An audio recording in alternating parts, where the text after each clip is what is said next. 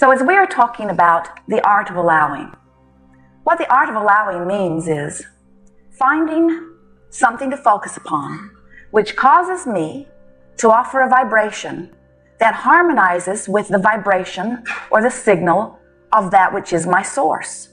And when I am in alignment with the signal that is my source, then as I stand here on the leading edge, this electronic vibrational being that I am, I'm in sync with the energy that is really me, and I'm the healthy, prosperous, loving, connected, stable, good feeling, physical, human extension of this God force that is really me. So as we are moving forward in this gathering today, it is our desire to assist you in remembering who you are. We want you to reclaim that stable footing of remembering the powerful, creative genius who loves and is loved that you are. In many cases, in fact in most cases, that's going to take some deliberate directing of your thought, because you have, without meaning to, become rather accustomed at focusing upon what is. And when you are bound up in traffic in your car, often you let that set your tone. If we were standing in your physical shoes, we would not let any moment in time be the basis for the vibration that we are offering. In many cases, in fact in most cases, that's going to take some deliberate directing of your thought, because you have, without meaning to, become rather accustomed at focusing upon what is. And when you are bound up in traffic in your car, often you let that set your tone. If we were standing in your physical shoes, we would not let any moment in time be the basis for the vibration that we are offering.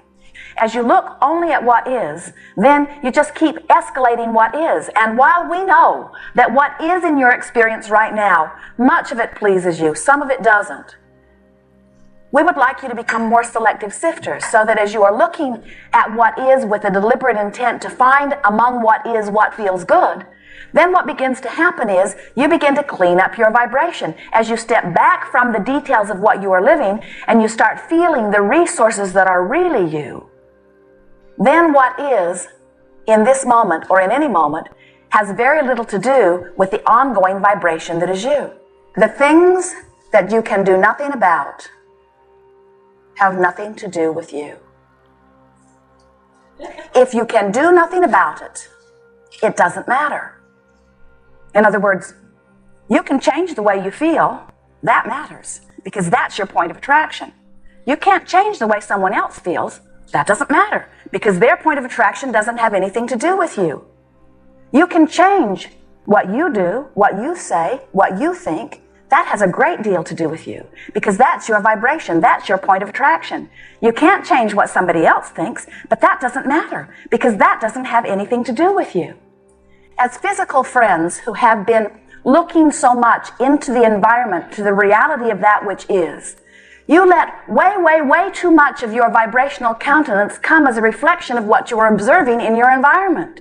And what we are wanting to help you to discover is you want to be aware of the vibration that you're offering, which means you want to be aware of the way you are feeling, and you want to be in control of the vibration that you are offering, which means you want to be in control of the way that you are feeling, but you will never be in control of the way others are feeling. You will never be in control of their vibration, and it does not matter, because that's their point of attraction, not your point of attraction.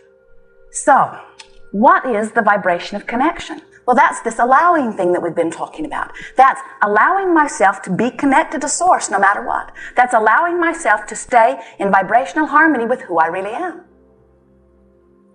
The art of allowing is finding a vibration that feels so good when I find it, and feels better and better as I maintain it, and gives me evidence of that connection through thriving.